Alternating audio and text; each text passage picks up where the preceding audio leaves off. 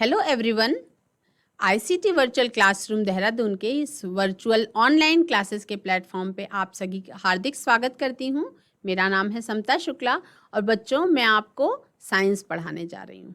Class 6 में हम लोगों का पहला ही चैप्टर है बच्चों भोजन के बारे में, यानी कि भोजन हमारा हमें कहाँ से मिलता है और भोजन बनाने में कौन कौन सी सामग्रियों का यूज किया जाता है, कौन कौन सी खाद्य सामग्री हमको चाहिए जिसके फलस्वरूप हम अपना भोजन पका सकते हैं और उसके बाद उसको खाया जाता है।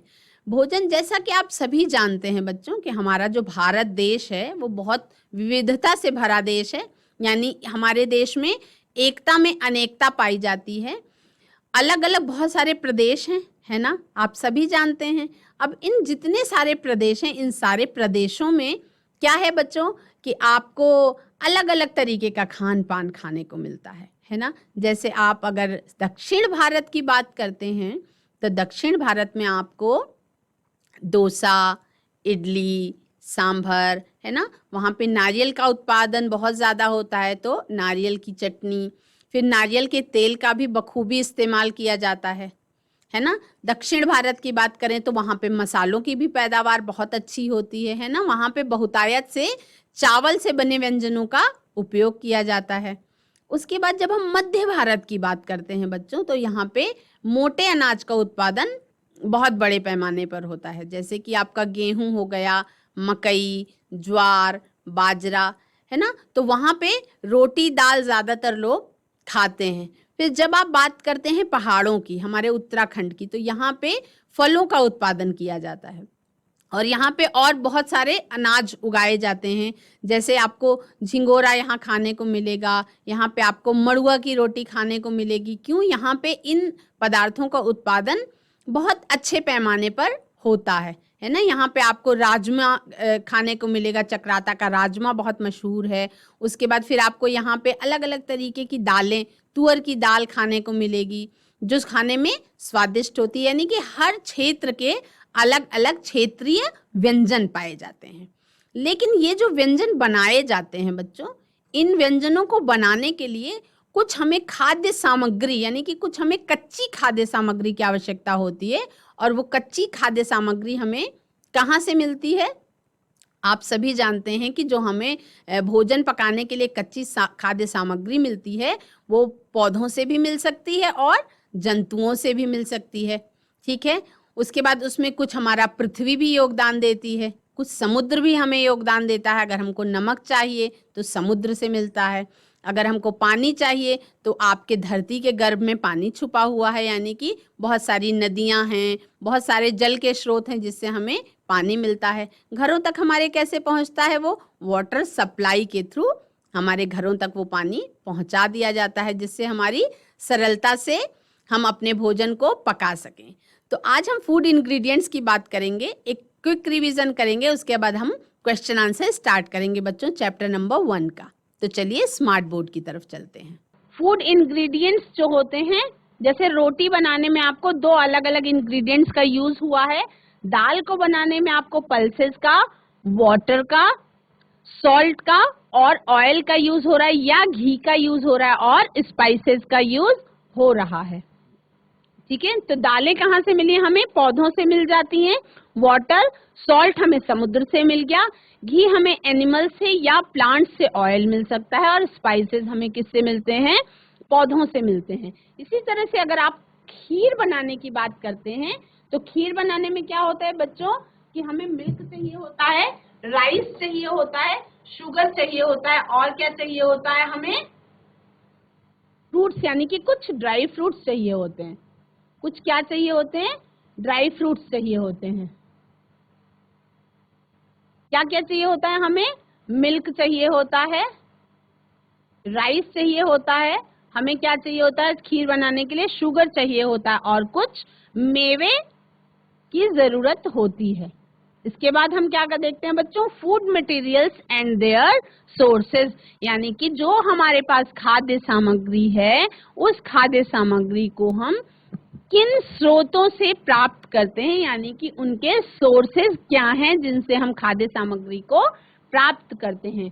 तो पहले सोर्स जो हैं वो है प्लांट्स यानी कि हमारे पेड़ पौधे, और दूसरा सोर्स है एनिमल्स यानी कि जंतु। तो प्लांट्स से जो फूड मटेरियल हमें मिल रहा है उसे हम क्या बोलेंगे बच्चों? उसे हम प्लांट, एनिमल्स से जो फूड मिल रहा है उसे हम जंतु उत्पाद यानी एनिमल प्रोडक्ट्स बोलेंगे, और प्लांट्स से जो हमें मिल रहा है उसे हम प्लांट प्रोडक्ट्स बोलेंगे। ठीक है, इतना एकदम क्लियर है। इसके बाद फूड आइटम्स हैं इडली, जैसे कि इसमें सोर्सेज क्या है बेटा? इडली में जो राइस का यूज हो रहा है वो सोर्स है पौधे का। ठीक है, उड़द दाल जो यूज हो रही है वो कैसे मिल रही है? हमें पौधों से मिल रही है। सॉल्ट हमें समुद्र से मिल रहा है, और वाटर हमें वाटर बॉडीज से मिल रहा है। इसी तरह से जब आप चिकन करी बनाते हैं तो चिकन हमें कहाँ से मिल रहा है? एनिमल से मिल रहा है, मतलब ये हमारा क्या है? जंतु उत्पाद है। स्पाइसेस हमें पौधों से मिल रहा है।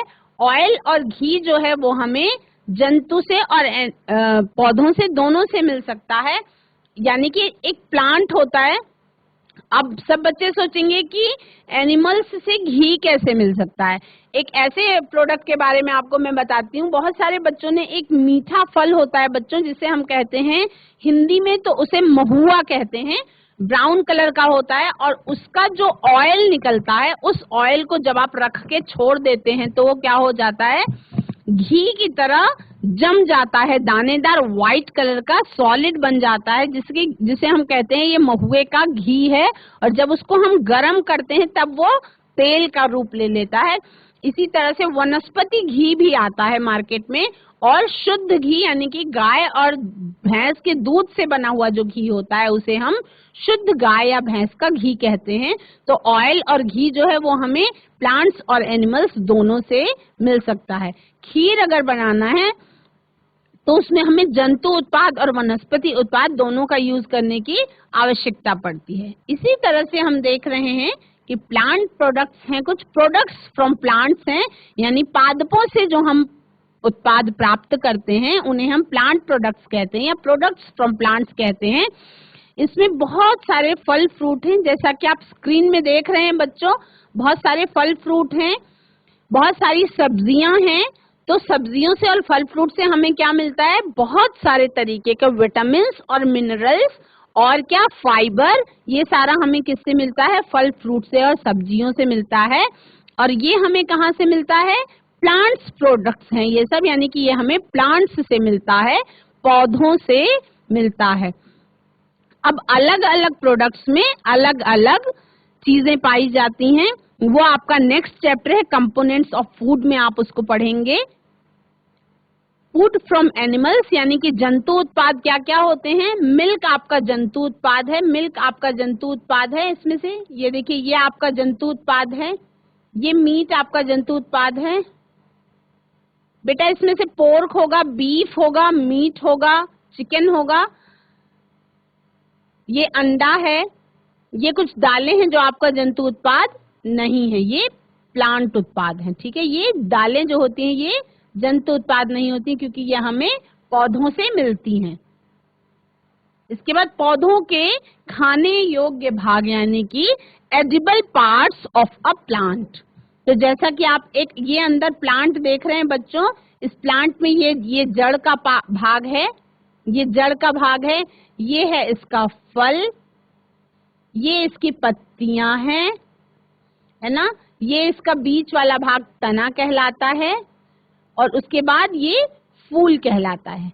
तो किसी भी पौधे का अलग अलग भाग खाने योग्य होता है। जैसे मकई के पौधे में हम उसके बीजों का सेवन करते हैं। किसका सेवन करते हैं? सीड्स का सेवन करते हैं। ये स्टेम का सेवन करते हैं। कुछ पौधों में हम उसके तने का सेवन करते हैं। ठीक है, अब सेब का पेड़ जो है, क्या हम उसकी जड़ों को खा सकते हैं? नहीं, यानी कि उसका एडिबल पार्ट यानी कि उसका खाने योग्य भाग जो है वो बच्चों उसका फल है यानी कि फ्रूट है। गाजर का जो पौधा है उसकी पत्तियों को नहीं खाया जाता बल्कि उसकी जड़ को खाया जाता है, यानी कि गाजर की रूट्स का हम सेवन करते हैं। उसके बाद ये आपका चित्र जो स्क्रीन पे दिखाई पड़ रहा है ये कौन सा है? ये आपकी पत्ता गोभी है, यानी कि इसे हम कैबेज कहते हैं। तो कैबेज की हम किस चीज का एडिबल पार्ट उसका क्या है, लीव्स, यानी कि कैबेज की लीव्स का हम सेवन करते हैं, उसका सब्जी बना करके खाया जाता है। उसके बाद ये है फूल गोभी, या जो आपको स्क्रीन पे दिखाई पड़ रहा है, इस सब्जी का नाम है, इसको सब्जी की कैटेगरी में रख दिया गया है, पर ये उस पौधे का फूल वाला भाग है, फ्लावर पार्ट है, और इसका नाम है ब्रोकली। और इस ब्रोकली को हम सब्जी बना करके या बॉइल्ड ब्रोकली की तरह से भी खा सकते हैं। तो पौधे के खाने योग्य भाग यानी कि एडिबल पार्ट्स हैं ये सारे के सारे। तो अलग अलग पौधों का अलग अलग पार्ट खाने योग्य होता है।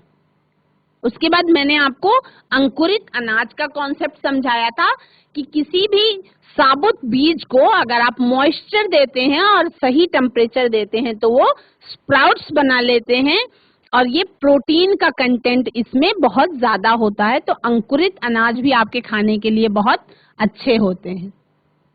उसके बाद मैंने आपको बताया था बच्चों, अंकुरित अनाज जो है वो प्लांट बेस्ड प्रोडक्ट हो गया क्योंकि वो पौधों से मिल रहा है। उसके बाद नेक्टर या मकरंद के बारे में मैंने आपको कल बताया था कि ये जो शहद है ये प्लांट बेस्ड प्रोडक्ट हो गया क्योंकि ये पौधों के जो फूलों का रस होता है उसे मधुमक्खियां इकट्ठा करती हैं और छत्ते में इसको पूरे साल शहद बनाती रहती हैं। इसीलिए अगर गुलाब के फूल का बाग है वहां पे कोई छत्ता लगा है तो उस शहद का टेस्ट डिफरेंट होगा, और अगर अजवाइन की खेती के पास कोई शहद का छत्ता लगा तो उस शहद का टेस्ट डिफरेंट हो सकता है।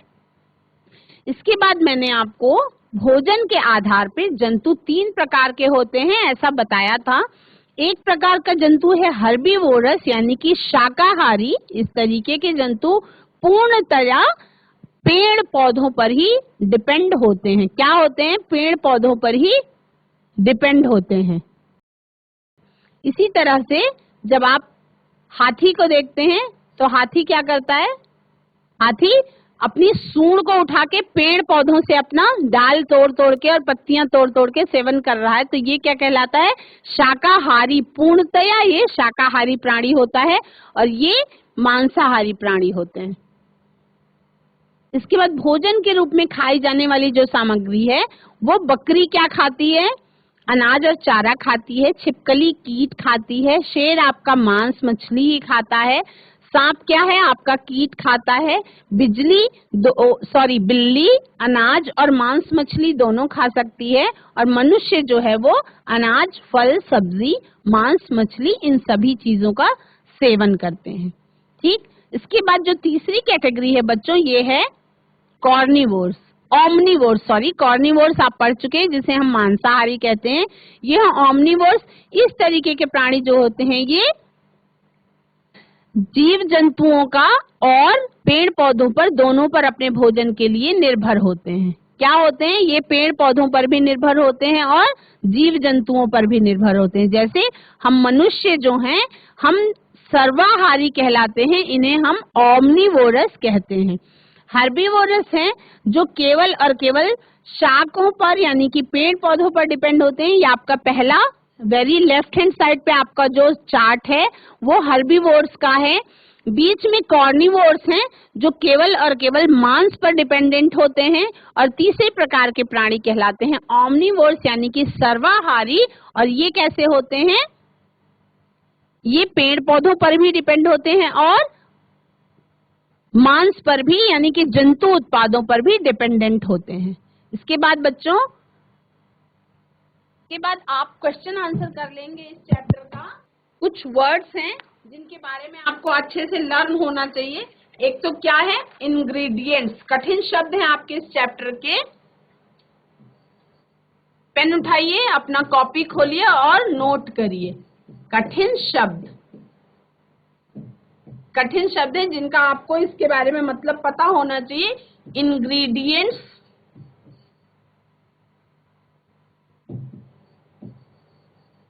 इंग्रेडिएंट्स मतलब होता है संगठक। ठीक, उसके बाद बच्चों एडिबल जो शब्द है उसका मीनिंग है कि खाने योग्य भाग। किसी भी पौधे का जो खाने योग्य भाग होगा उसे हम कहते हैं एडिबल पार्ट। उसके बाद क्या है बच्चों? नेक्टर। सारे बच्चे अपनी कॉपी में नोट कर लें। नेक्टर को हम हिंदी में कहते हैं बच्चों मकरंद, यानी कि फूलों का इकट्ठा किया गया, जो मधुमक्खियों द्वारा इकट्ठा किया गया फूलों का रस है, उसे ही हम मकरंद या नेक्टर कहते हैं। उसके बाद ये नोट कर लीजिए, ऊपर वाला मैं इरेज कर देती हूँ, नीचे वाला आप नोट करते चलिए। उसके बाद बच्चों स्प्राउटेड सीड्स, स्प्राउटेड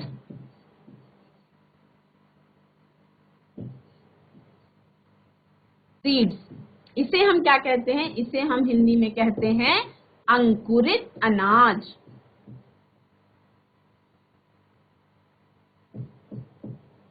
आज या कल में आपका फर्स्ट चैप्टर कंप्लीट हो जाएगा। तो फर्स्ट चैप्टर समझने के बाद अगर आपको कोई प्रॉब्लम है तो उसे आप चैट के माध्यम से मैम से पूछ सकते हैं, मैं आपकी प्रॉब्लम का सॉल्यूशन कर दूंगी। अगर कहीं कुछ आपको समझ में नहीं आया है तो आप मुझे चैट के माध्यम से बताएंगे। इसके बाद ये वाला लिख लिया है सारे बच्चों ने, खाने योग्य भाग एडिबल पार्ट को हम कहते हैं। इसके बाद बच्चों 3 और शब्द आपके सामने आए जिनको हम कह रहे हैं हर्बीवोर।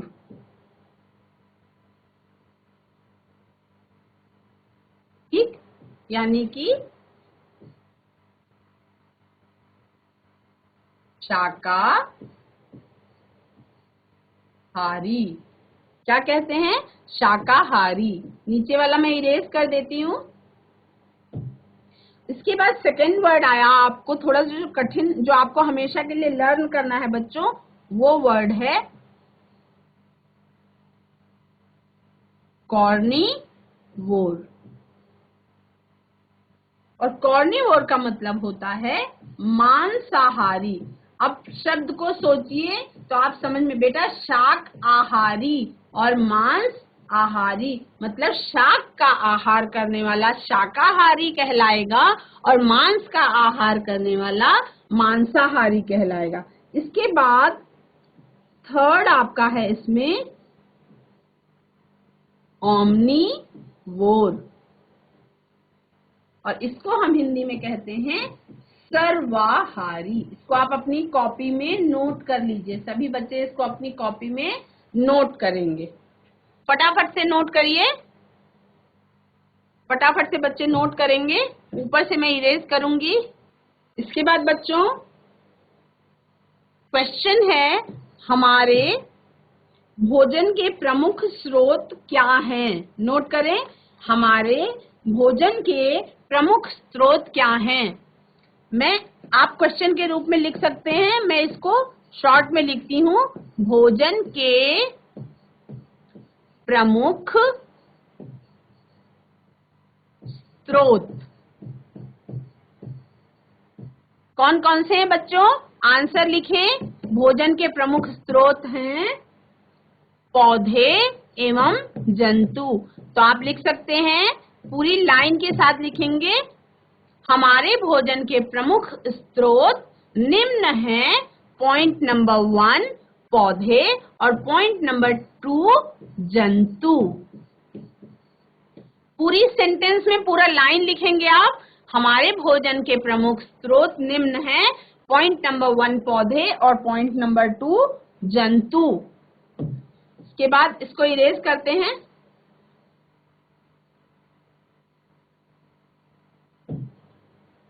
क्वेश्चन नंबर 2 है बच्चों, क्वेश्चन नंबर 2 लिखिए कि दूध देने वाले कुछ जंतुओं का नाम लिखिए, यानी कि मिल्क गिविंग एनिमल्स का नाम लिखिए। मिल्क गिविंग एनिमल्स का नाम लिखिए, दूध देने वाले कुछ जंतुओं का नाम लिखिए। दूध देने वाले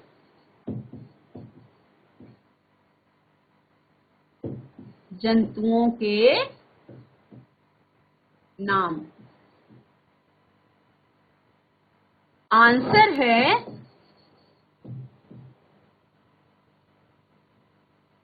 नंबर 1 है, सभी बच्चे जानते हैं, लेकिन बुक कॉपी में लिखना है आपको।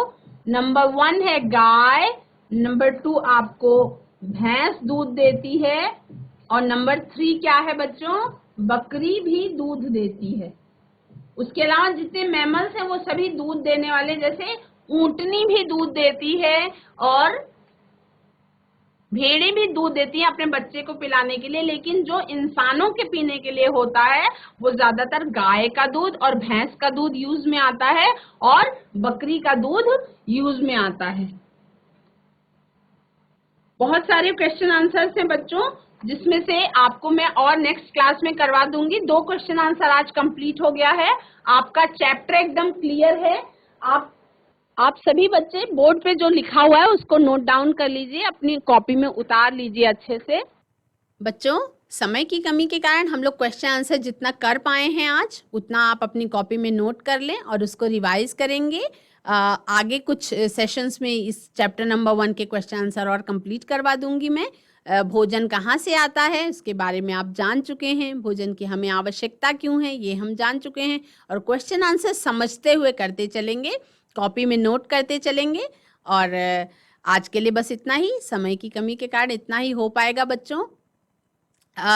देखिए, क्वेश्चन आंसर हम लोग जो कर रहे हैं, है ना, मैं जितना बोर्ड पे लिखवाती जाती हूँ आप उसको नोट करते चलिए, है ना। जब मैं प्रश्न उत्तर जो भी अपना बोर्ड पे लिखवा रही हूँ आपको, आपके पास जो भी पुरानी कॉपी पड़ी हो उसी में आप अपनी ये क्वेश्चन आंसर नोट कर सकते हैं और याद कर सकते हैं उसको, ताकि आपकी तैयारी और पढ़ाई खूब अच्छे से चलती रहे। हम लोगों को कम से कम 2 क्लासेस और लेनी पड़ेंगी जिसमें ये आपका क्वेश्चन आंसर कंप्लीट हो पाएगा। चैप्टर हम लोगों ने बहुत अच्छे से पढ़ लिया है, बहुत ही सरल चैप्टर था, बहुत मज़ेदार था, और आपको ये जानने को मिला कि आप एक प्रोजेक्ट भी बना सकते हैं इस चैप्टर के लिए। आप कम से कम 5 लोगों के नाम लिखिए और उन 5 लोगों के नामों के आगे ये लिखिए कि उन्होंने, उन 5 अलग अलग व्यक्तियों ने आपने सुबह के नाश्ते में क्या खाया, उन्होंने अपने दिन के खाने में क्या खाया, और उन्होंने अपने रात के खाने में या डिनर में क्या खाया। इस तरीके का एक प्रोजेक्ट कंप्लीट करेंगे, वो आपके लिए बहुत ज़्यादा मज़ेदार होगा। आज की कक्षा के लिए इतना ही। आपका दिन शुभ हो बच्चों। Stay healthy, stay safe.